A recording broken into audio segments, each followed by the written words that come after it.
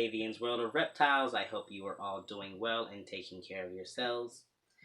So, recently I've just kind of been looking through the Craigslist and Facebook and all those things. And, something that I see way too often is people who, have gotten maybe a small baby snake or something and are posting now that they need to rehome it because it's kind of getting a little big, and they're getting a little uncomfortable with handling it, whether it's themselves or somebody they got it for. And so they're either rehoming it or thinking about rehoming it.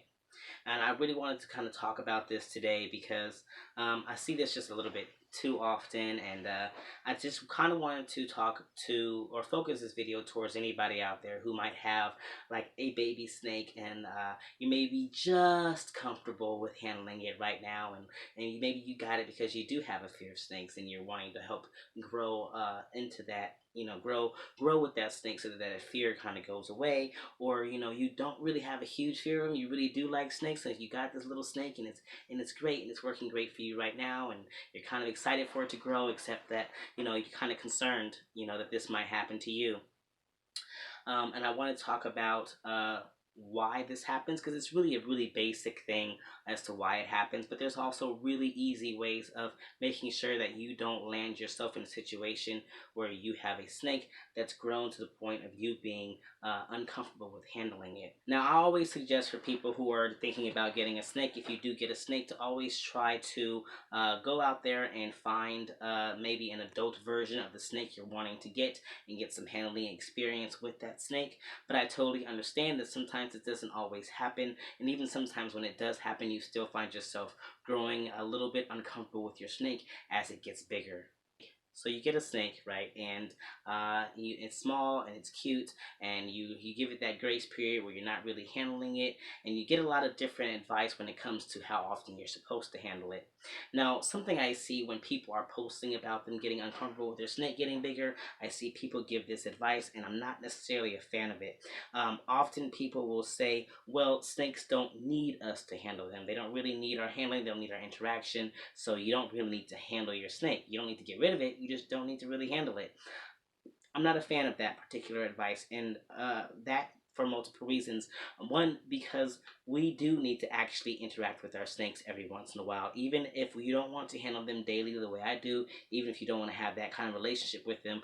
We do need to be able to actually handle our snakes, meaning we need to go in there and check on them physically, make sure that their body weight is well, make sure that they don't have any respiratory infections, give them a general look over. If we need to take them to a vet, they need to be able to be handled then. When we take them out for cleaning, they need to be able to be handled. So to say that they don't need to handle at all when they're already feeling a little uncomfortable with their snake is probably some of the worst advice I can have ever heard, seriously. So please don't take that advice. If you find yourself with a snake and you might be growing a little uncomfortable with how big it is, don't stop handling the snake. That is the very last thing you want to do, is just stop handling the snake. If anything, I suggest you handle the snake more. Now, let's back it up. Before we get to the situation where we're actually not comfortable with handling our snake, how do we avoid even getting to that point? And the best thing I can tell you is to actually handle your snakes more. And even if that just means every single day for only 10 minutes, I guarantee you that with time you will see a massive difference between your snake's behavior and your own confidence level. When your snake is interacting with you, you want them to know that you are a sense of some good times. Like when they reach in, when you're reaching in for them, they're going to eventually register that you coming in means that they get to come out and they get to explore and they get good things. And so that's one way to go ahead and build your snake's trust with you, and that's the best thing I can advise. First of all, is because if your snake is not trusting of you, then you're going to have a little bit more of a defensive snake, and a defensive snake can be a little bit more intimidating to handle. So to avoid your snake being super defensive, you want to make sure that you're giving regular but short in the beginning interactions with your snake so that they can actually understand that you are a sense of safety and you're not here to harm them. Once they grow okay with you and confident with you, you yourself will continue to grow confident with them as well.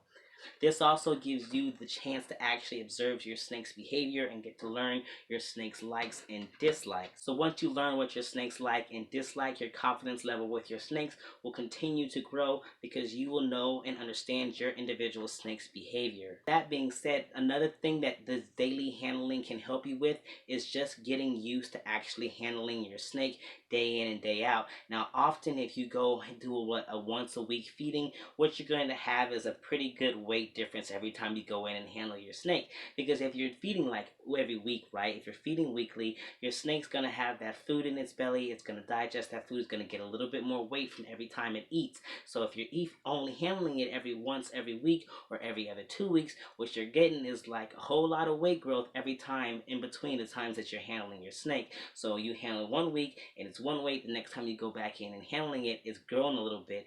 And that weight difference can be really noticeable to somebody who is not 100% confident with handling their snake. That little bit of weight difference can go in and make you a little bit unnerved if you go in and handle what was once a really tiny snake and suddenly it's still small, but you can feel that it's a little heavier, and those sudden very big changes in weight can be really unnerving for a person.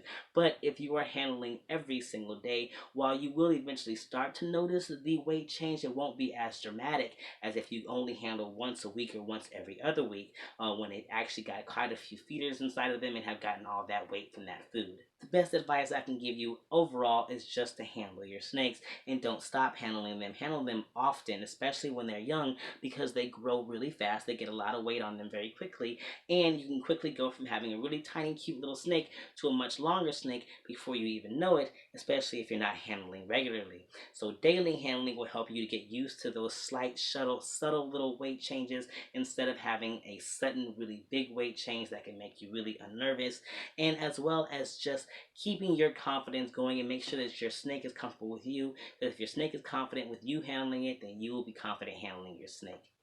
So that's all today, you guys. You take care, love yourselves, love your reptiles, love your loved ones, and you guys keep spreading those herbs.